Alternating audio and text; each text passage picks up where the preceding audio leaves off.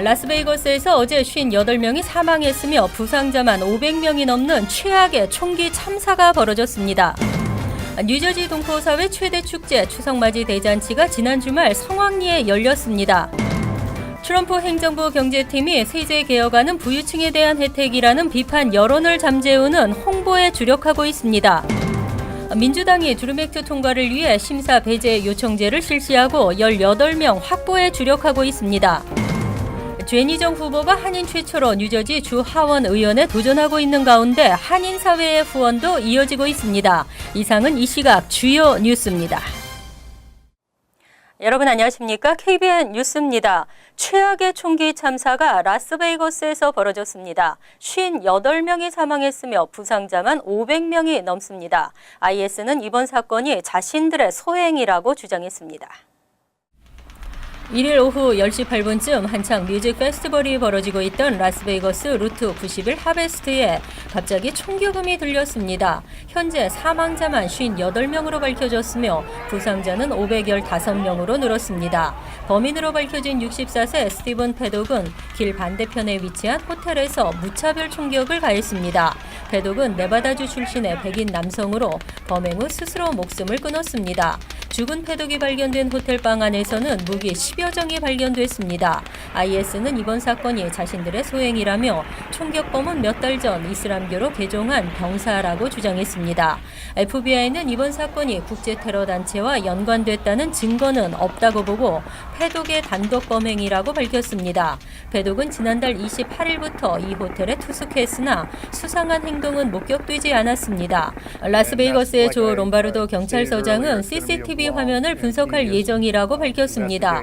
트럼프 대통령은 이번 참사가 악 그 자체라며 규탄했습니다. 트럼프 대통령은 또 오늘 우리는 슬픔과 충격, 비탄 속에 함께하고 있다며 범인은 잔혹하게 50명 이상을 살해하고 수백 명을 다치게 했다고 말했습니다. 한편 이번 사건은 2007년 버지니아 텍, 2016년 올랜도 총기 난사 때보다 훨씬 많은 사상자를 내며 미 역사상 최악의 총기 참사로 기록됐습니다. 트럼프 대통령은 4일 라스베이거스를 방문할 예정입니다. 뉴저지 동포사회 최대 축제 추석맞이 대잔치가 지난 주말 성황리에 열렸습니다. 개회식에는 많은 뉴저지 한인 단체장들과 뉴저지 타운 관계자들이 참석했고 멀리 한국에서 온 연예인들의 공연도 이어졌습니다. 김지수 기자의 보도입니다. 개회 선언과 함께 기수단이 힘차게 입장합니다. 한민족 최대 명절 추석을 기념하는 뉴저지 추석맞이 대잔치가 올해로 16회째를 맞아 뉴오버팩 공원에서 성대하게 열렸습니다. 행사장 곳곳에서 우리 전통 문화도 체험하고 축제에 빠질 수 없는 푸짐한 먹거리에 부스마다 준비한 다양한 이벤트, 한가위 분위기를 듬뿍 느낄 수 있는 시간이었습니다. 개회식에는 권기한 뉴욕 부총영사, 제임스 테데스코 버겐 카운티장 등 뉴저지 지역 정치인들과 한인 단체장, 타민족 커뮤니티 관계자들이 참석해 우리 고유 명절을 축하했습니다. 저희 뉴저지 한인회 행사가 16회를 맞이했는데 저희 한인회에서는 그냥 좀 여러 가지를 이제 준비만 합니다. 이 행사는 여러 동포들과 그리고 여러 기업들이 만들어가는 그런 행사라고 생각을 합니다. 올해도 이런 행사를 만들어주신 모든 분들께 감사를 드립니다. 이어서 한인 1세대와 2세대가 모두 어울릴 수 있는 연예인 공연이 이어졌습니다. 포트리 출신 가수 리치와 함께 신나라 길건등이 무대에 올라 피날레를 장식했습니다. 이렇게 또 추석 맞아서 날씨는 좀 쌀쌀하지만 동포분들을 위해서 이렇게 올 수 있는 것만 해도 너무 영광인데 추석을 맞이해서 오늘 여러분들과 즐거운 추억을 공유하고 기억할 수 있어서 정말 좋습니다. 올해 뉴저지 추석 대잔치는 조금 쌀쌀한 날씨에도 불구하고 무대에서 노래하는 가수와 객석들이 함께 어울려 모두가 하나 되는 최고의 축제로 치러졌습니다. KBN 뉴스 김지수입니다. K-팝의 인기 이번 추석 대잔치에서도 이어졌는데요. 본 방송과 본스타가 공동으로 주최한 K-팝 콘테스트에는 다양한 참가자들이 그동안 준비해온 기량을 뽐냈습니다. 지한샘 기자가 보도합니다. 지난 뉴저지 추석맞이 대잔치의 이튿날, 차세대 한인들의 끼와 재능을 선보이는 무대로 마련된 K-팝 싱잉 앤 댄싱 컨테스트. 한인뿐 아니라 여러 인종이 참가해 그동안 갈고 닦은 실력을 뽐내는 시간을 가집니다. 어린 참가자들은 흥겨운 K-팝 리듬에 맞춰 화려한 안무 실력으로 관객들의 시선을 사로잡기도 하고, 감정에 호소하는 K-팝 발라드로 관객들의 마음을 사로잡기도 합니다. 너무나 긴장한 탓인지 울음이 터져버린 한 참가자에게는 관객들의 따뜻한 격려가 함께했습니다. 한국 왕복 항공권이 주어졌던 이번 컨테스트의 우승자는 멀리 커네티컷에서 참가한 17세 마리아 양. 포미닛의 크레이지라는 곡에 맞춰 뛰어난 안무와 노래를 선보인 마리아 양은 2년 전 K-팝에 관심을 갖기 시작하면서 인터넷을 통해 한국어를 독학하고 한국 문화를 열심히 공부해온 K-팝 매니아입니다. 2년 동안 한국어를 공부하는 거, 춤 연습하는 거, 노래, 인생 부르는 거 해서 솔직히 인생이었어요. 제가 거기서 살고 싶고 가수가 되고 싶고 거기 대학으로 다니고 싶어요. 이날 총 19명의 출연자가 참가했던 K-팝 싱잉 앤 댄싱 컨테스트는 KBN과 채널K 그리고 본스타 아카데미가 주관했습니다. K-팝 가수가 되기 위한 꿈을 갖고 자신의 기량을 뽐낸 출연자도, 객석에서 따뜻한 박수로 화답한 관객도 모두 함께하는 축제의 장이었습니다. KBN 뉴스 지한샘입니다. 지난주 트럼프 행정부의 세제 개혁안이 발표됐습니다. 중산층 감세로 포장한 부유층에 대한 혜택이라는 주장인데요. 비판의 여론을 잠재우려는 행정부 경제 라인들의 방송 인터뷰가 이어지고 있습니다. 1일 스티브 무누신, 게리 콘, 믹 멀베이니, 라이언 등 트럼프 행정부 경제 라인들이 일제히 주요 방송사에 출연했습니다. 이들은 부자 감세 비판 여론을 진화하고 중산층 감세론을 부각시키는 데 주력했습니다.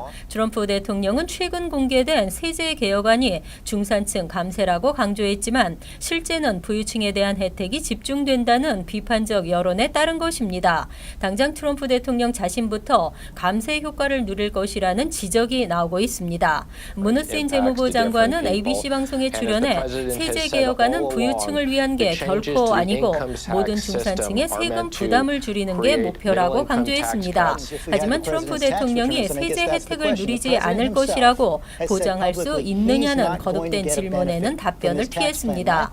멀베이니 백악관 예산국장도 CNN 방송에서 트럼프 대통령은 상위 1% 부유층에게 어떤 혜택이 돌아가는지 에 대해선 아무 관심이 없다고 강조했습니다. 콘 백악관 국가경제위원회 위원장은 세제개혁 작업이 최종 마무리되지 않았기 때문에 어떤 영향을 미칠지는 누구도 알 수 없다고 말했습니다. 하지만 일각에서는 재정 적자와 정부 부채가 늘면서 경제 상승 효과도 상쇄시켜 경제 성장 효과는 미미할 것으로 보고 있습니다. 또 감세 효과의 80%가 고소득자에게 편중된다며 불만을 보이고 있습니다. 다카 프로그램 페이지 후 공화당은 석시드 법안을, 민주당은 드림 법안을 대체 법안으로 내놓았습니다. 민주당이 드림 액트 통과를 위해 심사 배제 요청제를 실시하고 18명 확보에 주력하고 있습니다. 민주당이 제시한 심사배제 요청제는 공화당 하원 의장의 승인 없이도 하원 의원들의 과반 지지가 있으면 법안을 심사하지 않고 바로 하원을 통과하는 방식입니다. 현재 공화당은 정식 영주권에 10년, 시민권에 15년이 걸리며 그 기간 동안 가족 초청을 제한하는 석시드 액트를 내놓았고, 민주당은 정식 영주권에 2, 3년 그리고 5년 후에는 시민권을 신청할 수 있는 드림 액트의 성사를 목표로 하고 있습니다. 연방 하원 435명 가운데 드림 액트를 지지하는 민주당 의원 수는 195명, 공화당에서도 5명이 드림 액트 지지를 선언했습니다.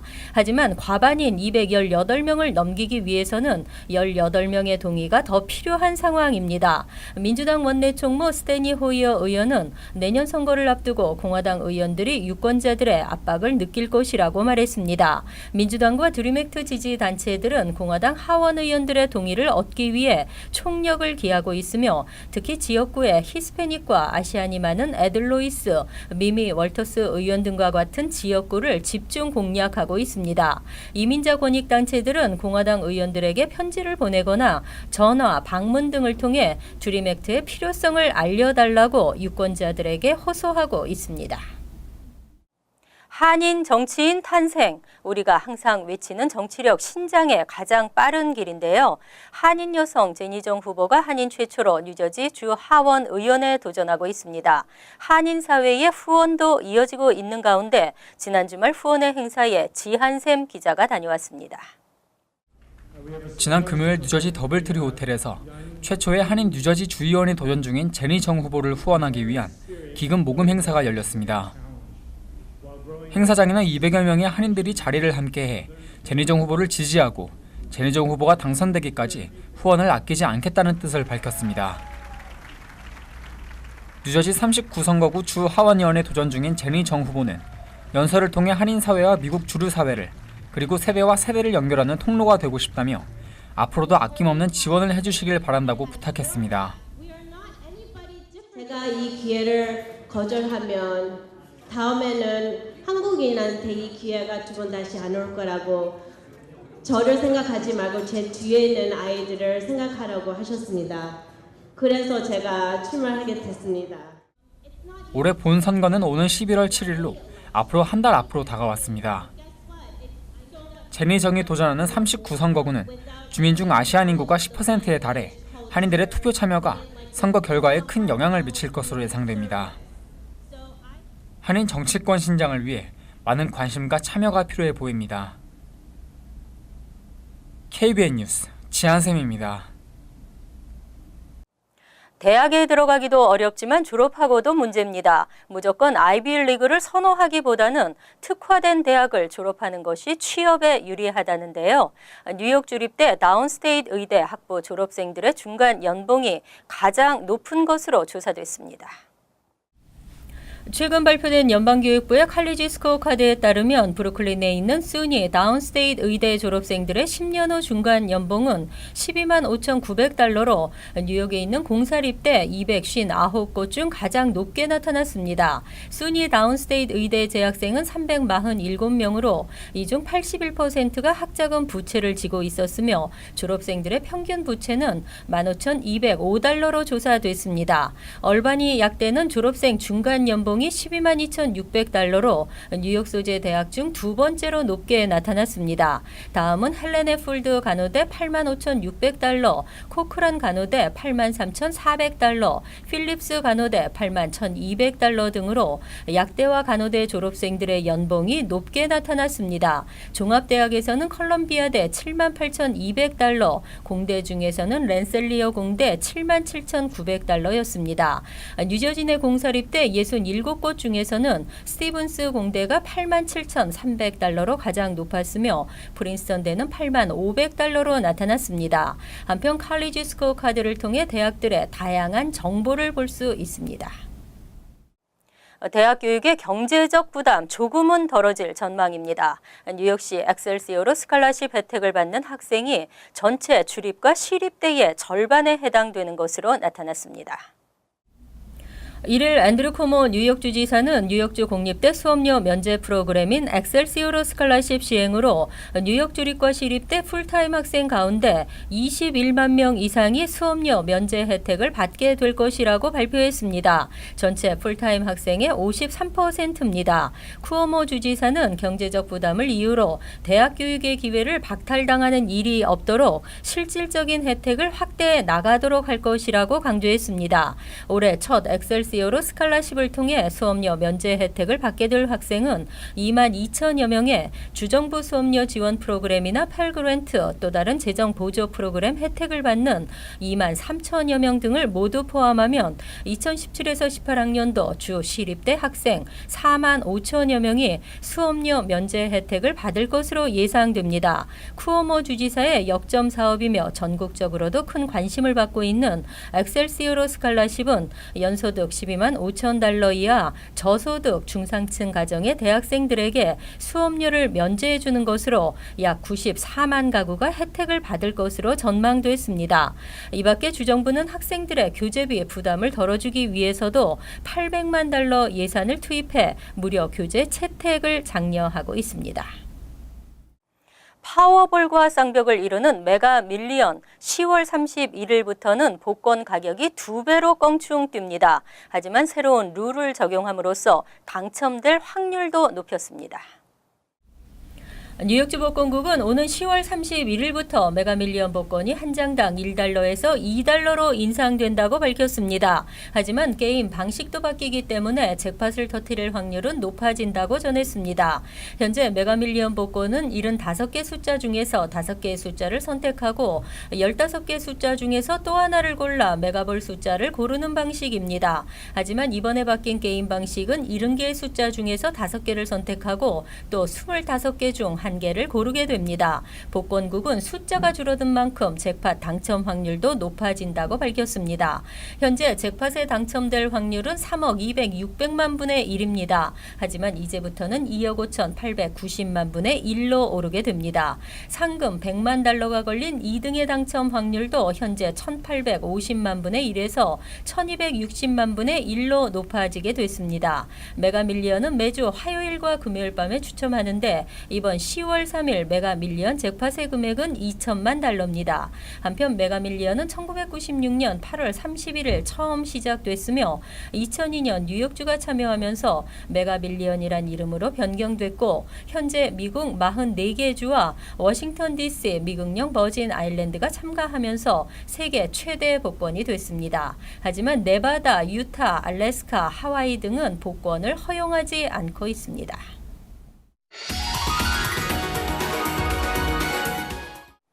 이어서 LA 지역 한인사회 소식입니다. 제44회 한인축제 개막이 2주 앞으로 다가온 가운데 LA 한인축제재단이 성공적인 축제 개최를 위해 총력을 기울이고 있습니다.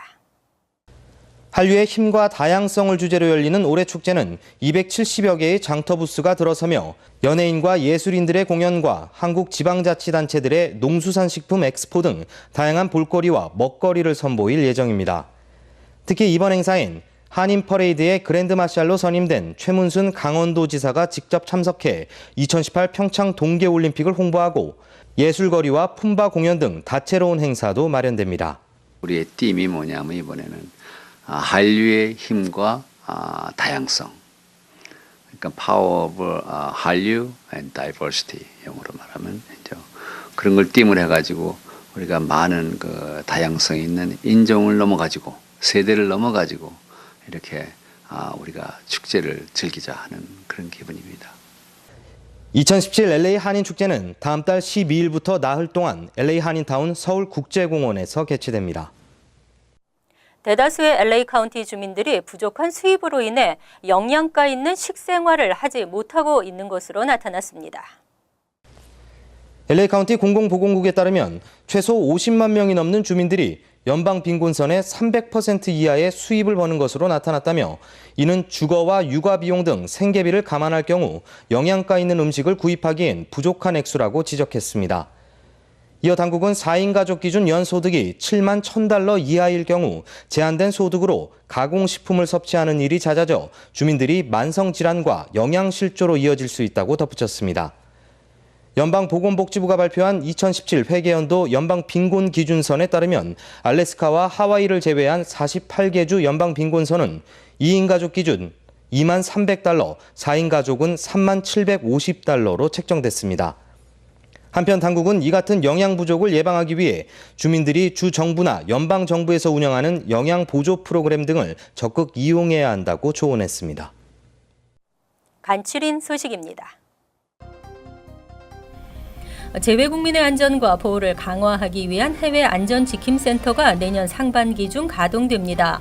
29일 강경화 한국 외교부 장관은 외교부 혁신 로드맵을 발표하고 과감한 조직 쇄신을 통해 국민의 신뢰를 회복하고 엄중한 대내외 환경에서 국익을 철저히 구현해 나가겠다고 밝혔습니다. 그리고 이를 체계적으로 지원할 본부의 컨트롤타워 기능을 보강하기 위해 현재 재외동포 영사국은 재외동포 영사실로 격상됩니다. 프랑스 샤를드골 공항에서 LA로 향하던 에어프랑스 여객기가 이륙 5시간 뒤 대서양 상공에서 한쪽 날개 엔진이 폭발음과 함께 꺼지면서 크게 요동했습니다. 승객과 승무원 500여 명을 태운 항공기는 캐나다의 한 공항에 비상 착륙했습니다. 탑승객 중 부상자는 보고되지 않았습니다. 탑승객들은 비행기의 한쪽 날개에 엔진 덮개가 뜯겨나간 사진을 찍어 트위터에 올렸습니다. 28일 롱아일랜드 서포크 카운티 보건국은 이름을 밝히지 않은 50대 남성이 웨스트나일 바이러스에 감염된 후 치료를 받다가 결국 사망했다고 밝혔습니다. 서포크 카운티에서 2010년 웨스트나일 바이러스 사망자가 발생한 후 7년 만입니다. 이 남성은 지난 8월 웨스트나일 바이러스 감염 증세를 보였고 상태가 심각해져 9월 중순 입원했으나 결국 목숨을 잃었습니다. 그 외 올해 서포크 카운티 내 웨스트나일 바이러스 감염 환자 3명은 완쾌됐습니다. 29일 새벽 3시 30분쯤 콜로라도주 라이플 인근 고속도로를 지나던 SUV 차량에 곰이 뛰어들면서 차에 타고 있던 일가족이 변을 당했습니다. 7세 어린이와 63세 할아버지는 현장에서 사망했고 15세 소녀는 병원으로 옮겨졌으나 숨졌습니다. 운전자인 36세 남성과 32세 여성, 62세 할머니 등 4명은 크게 다쳤습니다. 차량에 부딪힌 곰도 현장에서 죽었으며 야생보호국은 곰의 사체를 처리했습니다. 환율과 증권 소식입니다.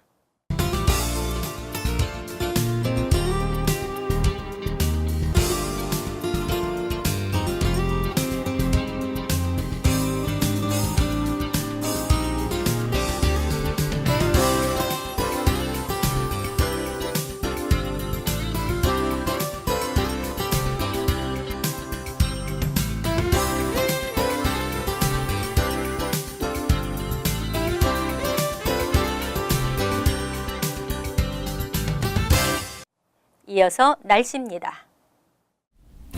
화요일은 화창한 날씨에 높고 맑은 하늘이 펼쳐지겠습니다. 낮 최고 기온은 72도, 섭씨 22도, 밤 최저 기온은 56도, 섭씨 13도로 예상됩니다.